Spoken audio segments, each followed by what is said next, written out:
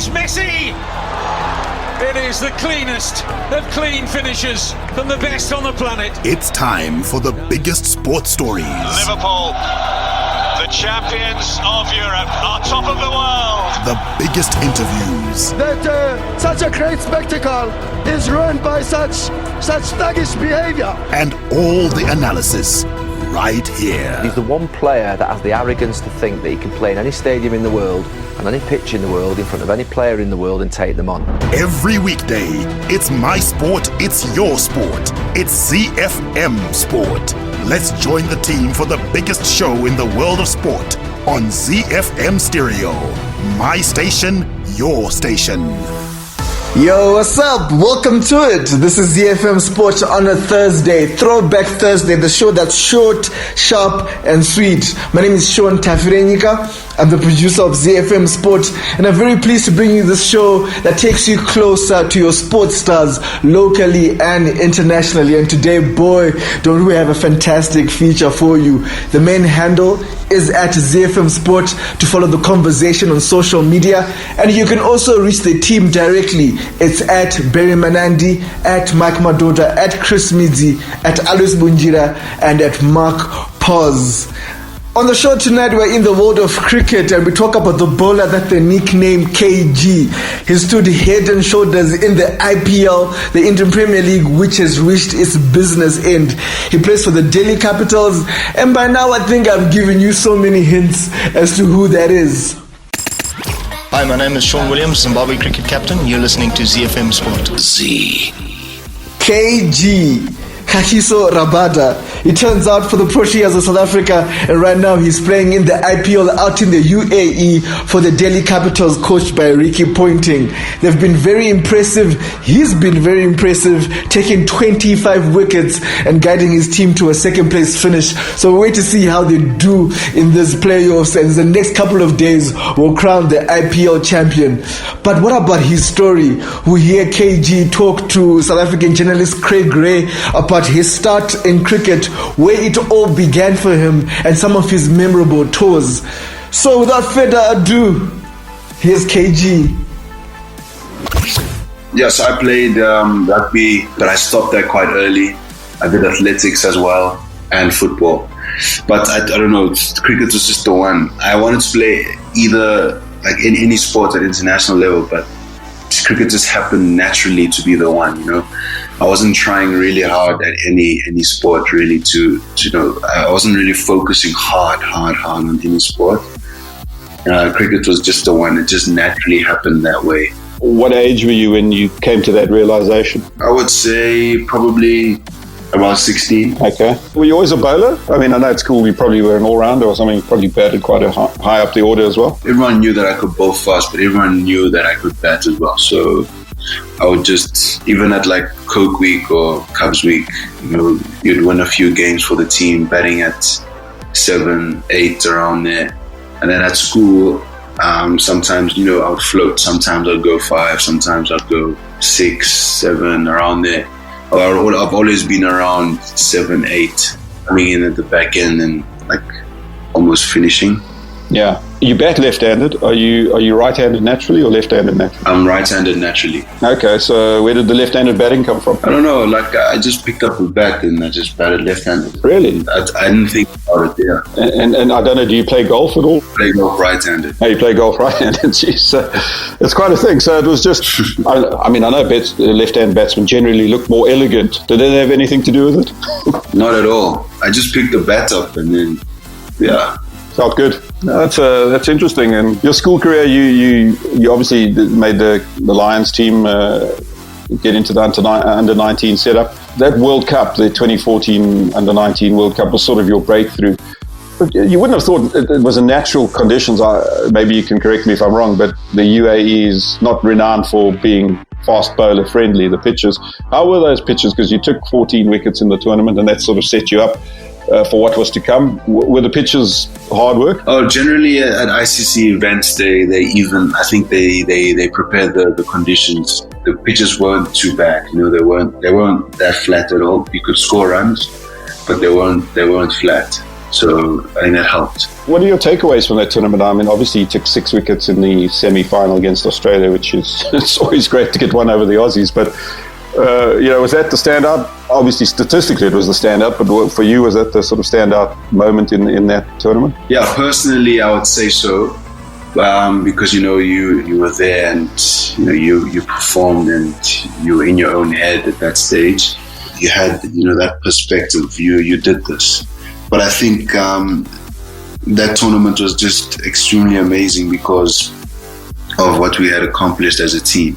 We didn't lose a game, and we had a different man of the match for every single game that we played. Really? So that just tells you how we were performing as a team. Yeah. There was not one person who got man of the match more than once. That was really amazing. And it was a really special team. Yeah, that was really an amazing time. Going to Dubai as well as a 19-year-old and experiencing like the lavishness there was also something to it though. Did you like it? Or is it just something you wanted to see but you wouldn't do it again? Dubai, I mean. I'll definitely go back to Dubai. Dubai is awesome because of how advanced it is. I mean, all the princes and the sheikhs, they've just got so much money for oil that they just always something new there. So it's a fascinating place in that regard. Yeah. Definitely a place that you want to go visit. And I mean, a lot of that team, the under-19 team, Aiden Markram, of course, was captain, and he's come through. There's probably a few guys that have come through at provincial level. I can't think, besides you and Aiden, anyone else who's come out of that team. Are there a few others? Andile Petrokwaya. Petrokwaya, okay. He was supposed to be there, but then he got injured. Right. Yeah, and then there's a few players who are still playing franchise cricket. And so you come back from that tournament, and obviously that's a big moment for South African cricket because the senior team has struggled at ICC events in terms of winning them. So it was a great sort of moment for South African cricket that we won an ICC event. But immediately that puts pressure on you and Markram and a few others. Because you performed so well. How did you sort of absorb that pressure? What was your feeling like? Yeah, I can do this, because you clearly can. Your record subsequently shows it. But did you feel under pressure coming out of that tournament and now you have to sort of be the next big thing? No, not at all. There you're still buzzing with excitement to actually want to be in the top leagues. That's when you just want to get going and playing international cricket. Well, that's what I felt. It came quite soon after that, didn't it? Your T20 debut. It was 1 year. Okay, yeah, 1 year. Yeah, it was actually 25th. So what was your sort of path immediately after the 2014 World Cup? You played for the Lions and you sort of gradually got your way into the test, into the Proteas setup. Is that right? Yeah, so I remember we finished playing around January. Yes, if I'm not mistaken. Played franchise cricket for about 6 months. I think it was 5. Yeah. Then I got chosen. So actually it was like 6 months until I got chosen. Yeah. To go to Australia. Wow. Then I went to Australia and I remember I just felt extremely liberated to be playing. It's just what I've always wanted to do, so it just happened. I mean, Australia is obviously the arch enemy for South Africa. Did that sort of live up to your expectations of the kind of atmosphere you would find? I think growing up and watching that Australian team, they were the enemy, and it was always nice to beat them. It was just nice to look up to that team. I mean, they were good for cricket. Yeah. They had an amazing team. They were setting the standard in those times, and I was like, I want to play in Australia. And I made my debut there, and I was like, oh, this is all I wanted. This is what I've always wanted to do. So I felt really free and just tried to let it rip. Yeah. And I mean, it was a slowish start. I suppose T20s are difficult, but you didn't get a wicket in your first match. You got a wicket in the second match in Melbourne, the MCG. That must have been a hell of a moment, your first international wicket. Who was it? That was Glenn Maxwell. Okay, so a good wicket in that format of the game. Yeah, I think he tried to give himself room and try to I don't know what you'd call that shot, but I mean, he's played a lot of those and succeeded. As a fast bowler, what's your mindset? Before we get into your test career and everything, I mean, when you were emerging as a fast bowler, is it just purely I want to get the ball from A to B as fast as I can? Was that your initial mindset, and the control and the nuance come a bit later? No, not necessarily. I always knew control was really important. And then as you play more, you need to use a lot of tactic. But at the end of the day, it's about keeping it simple. Just as Jacques Callis would say, hit the top of off. And that's what you try and do most of the time. And then the more experience you get, the more you can apply your learnings and adjust from time to time according to what you feel needs to be adjusted. You play white ball cricket for South Africa. You're obviously playing franchise cricket, 4-day stuff, 3-day stuff. You then get the call up to the test team in late 2015, which is a massive moment. But I suppose it's a double-edged sword for a fast bowler because it's to India and you got to play tests in India, which is a bit of a graveyard for fast bowlers. And that must have been a slog. I mean, Mohali, the first time you played, you really toiled there.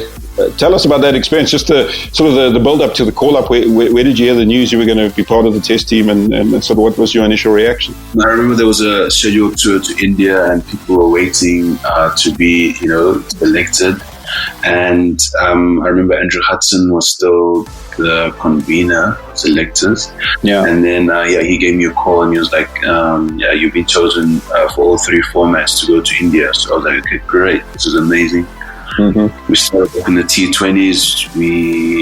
We won that series convincingly. We played an ODI series, and that was that's my top 3 series I've ever been involved in. Why is that? Because South Africa had a great team, India had a great team. It was my first time playing in India in front of such big crowds. And it was just, the intensity was just so high. We won the first game, they won the second game, we won the third game, they won the fourth game, we won the fifth one. Wow. So it was amazing. And we won it in Mumbai, which is a fantastic arena in Mumbai. Yeah. Now with all the fans screaming. I remember the one time we played, I think it was indoor, the third ODI. I remember Dale was bowling the first over and I was bowling the second one.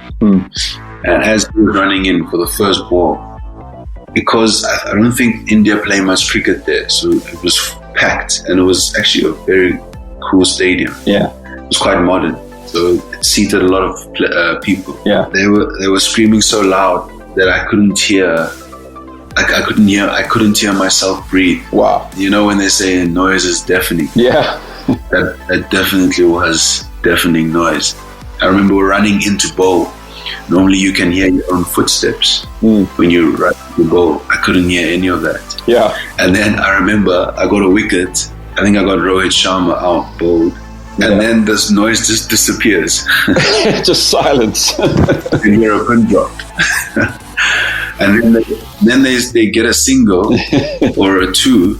Then the crowd erupts again. And then you start doubting. You're like, whoa, are we losing this game? You look at the scoreboard, you're like, no, we're clearly in front here. So that was an experience. Yeah, I mean, it sounds like India, and obviously subsequently you'll go play some IPL. We'll talk about that in a moment as well. But that must have been a great introduction to the subcontinent, and probably those ODIs and T20s. I mean, that got you into the culture of India and what to expect. And did the Test debut still feel different though, even after those experiences? We're a very successful team, and every time we lose, it really hurts because we take pride in winning, especially at that time. The team had been really successful in the test run. We were not the number 1 team in the world, and we didn't lose when we were overseas. And that was a talk in the change room. The first test match, I remember, we knew they were going to create dust balls. They were under pressure to win. Yeah. If they created good wickets, I think we would have beaten them. We were coming off on a... Yeah. The first test, we lost the toss. They batted first. They scored about 200. We batted second. We matched their score. Then they batted on and they set us 200 to win. But on a day 4 wicket in India, needing to win, I don't know, more often than not, the bowling side is going to come out on top. Yeah. So I felt as if we had won that toss, things would have been different. We would have been in a better position to win that match. And then if we did win that match, I don't think they would have made the wickets as dusty in the other venues. And we would have been, in the game much more. That's what I think. Yeah. Because now we're going to be under pressure. We're going to say, oh, well, we can't even play in our own conditions. So what are we going to do now? So I think a lot relies on the toss, especially for that first match. Yeah. They knew, they had the confidence, and they were like, you know what, we're going to keep doing this. And guess what? They didn't lose the toss. They didn't lose the toss. They just kept winning. I mean, cricket's one of those strange games where the toss is so vital. I mean, even last year's tour to India, in October last year, you guys lost all 3 tosses, and you actually batted pretty well in the first test. I think you got over 400 in reply to their big first innings, but you're always on the back foot, aren't you? Yeah, exactly. And that's the toss is important. I don't want to make it an excuse. Maybe we didn't bowl to our best. I know I haven't had the best year. You know, I feel like I've been quite average, to be honest. Are you talking about this current year or that back in 2015? You're talking about now? This current year, yeah. Yeah. You know, those losses, you need to look on them, and it's actually remarkable to be a part of something like that. I know we lost, but it was quite remarkable just to experience that. Totally different conditions. It was just surreal that how everything just unfolded. Yeah. But we came out of that tour with some confidence with what we have done in India. We had never won a one-day series in India before, and I'm really, really, really, really proud to be a part of that tour and a part of that team for what we did. You were talking about Rahane there. Do you guys get on quite well with the Indians off the field? Yeah. I suppose the Australians are maybe different, but the Indians? There's no bad blood, at least on my end. Yeah. It's just on the field. I mean, it's competitiveness. Of course. It's just competitiveness. When you grow up used to dominating, and then you get to higher levels and you want to carry on dominating, and you realize that people are starting to match you, and you're like, okay, yeah, this is the contest. Let's go. And you feel that way, and so does your opponent. Yeah. So it's just 22 players who are feeling that way. Yeah, absolutely. That India series, you come home, you got England in South Africa, and you make your home debut in Cape Town, and then Johannesburg, your home ground, you take a fifer. That must have been a pretty special moment. That was amazing, especially to do it at my home stadium where we've been going there since, we were about 15. Yeah. And you had dreams of playing there. It was quite fitting that's where I got my fifer, actually, my first ever test fifer. Yeah. Something that I always cherish. The Wanderers always strikes me as a good venue because there's something in it for the fast bowlers, but the batsmen can also, if they can get in, they can score runs, quick outfield, lovely outfield, good pitch. Is it one of those grounds that does really offer that fair contest, especially in the longer form of the game? Oh yeah, it's definitely a result ground. Very seldom you get draws at the Wanderers. It's almost like you can score runs, but you're never in. Yeah. Runs come quickly. They're going at 4 and over here, but wickets fall as well. So it's one of those grounds. Especially for one-day cricket, it's just there's always something exciting happening at the Wanderers. A bowler can bowl a good bouncer and whistles past the batsman's ear, and then next ball, batter could get a top edge. It's at altitude. The ground is quite small, and the ball just flies. So there's always something to behold, and generally the ball is just generally in the air, and it's just like people diving and oohs and ahs. So yeah, definitely when it comes to one-day cricket, being in that atmosphere when it's packed, it's something really, really, really amazing. Yeah. People get excited for the pink day.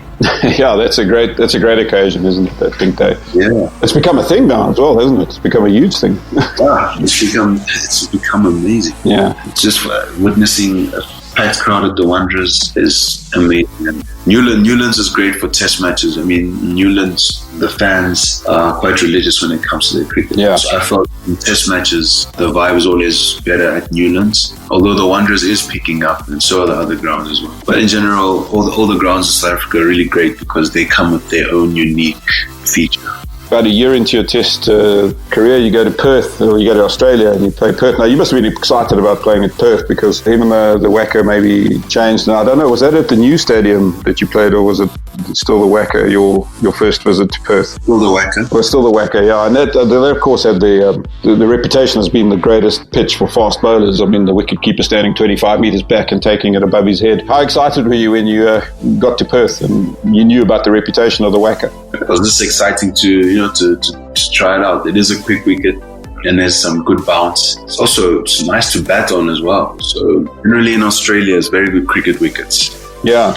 There's good bounce. There's a little bit of something there. Yeah. Not too much, not too little, but if you apply yourself, you can score runs. So it was exciting, especially playing test matches in Australia. That was quite something.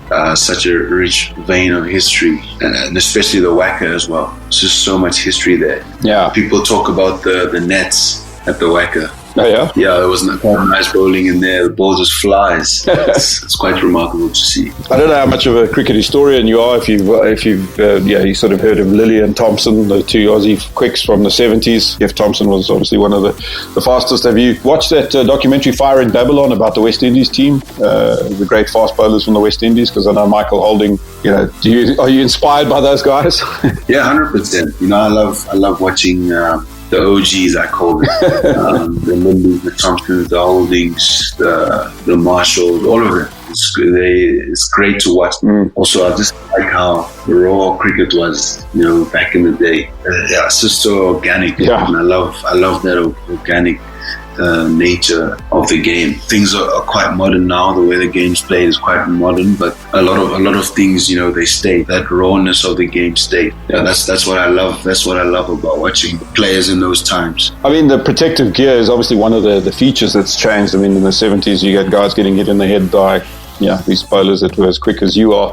And that's obviously pretty dangerous. So I guess as a batsman, you like the protective gear, but as a bowler, I suppose, does it eliminate a little bit of the intimidation factor? Or are you happy to see batsmen protected? I think it's important now, especially with what happened with Philip Hughes.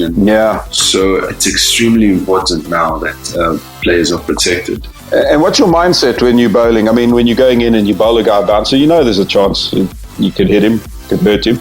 And as you said earlier, you're in the competitive moment of the game. That's all about winning, and there's nothing wrong with that. When you're bowling a bouncer, are you trying to hurt a guy, or are you just trying to intimidate him? Sometimes you try. Sometimes it's to hurt, to just get him thinking twice. Yeah. Sometimes it's to scare him. Sometimes it's just to make him force an error. So a bouncer is not just there to hurt someone. It's there, to get batsmen in two minds. Yeah. What is he going to do now? Or to get the batsman to try and pull one. If he's a compulsive puller, you'll change the line of the bouncer. You'll change the line. You'll fiddle around with that. Just because what you want to do is get the batsman out. Yep. Not all the time when you're looking to impose yourself and make the batter scared. No. If he's out, he's out. He can be the bravest guy ever. But if he's out, he's out. Well, you heard it for yourself. Sometimes the bowler is trying to hurt the batsman with that bouncer. Kagiso Rabada, fantastic insight to his story and how he got his start. And the name Kagiso actually means peace. But there is nothing peaceful about Kagiso Rabada's bowling. It's heavy, it's packed with pace, and he generates so much swing. I wait to see what kind of records he's going to break, because he's only 24 years old. So Kagiso Rabada, we say salute to you. What an amazing cricketer. Unfortunately, we've run out of time and we gotta go, but the full team will be back tomorrow for ZiFM Sport on a Friday, Fire Friday, so make sure you make a date. I leave you listening to the Power Play, and I was thinking of an appropriate song to link with Kagiso Rabada, and then I thought of Soja Love, because here's my line of thinking, right? Kagiso's bowling is pure electricity. So this is Soja Love with Magit.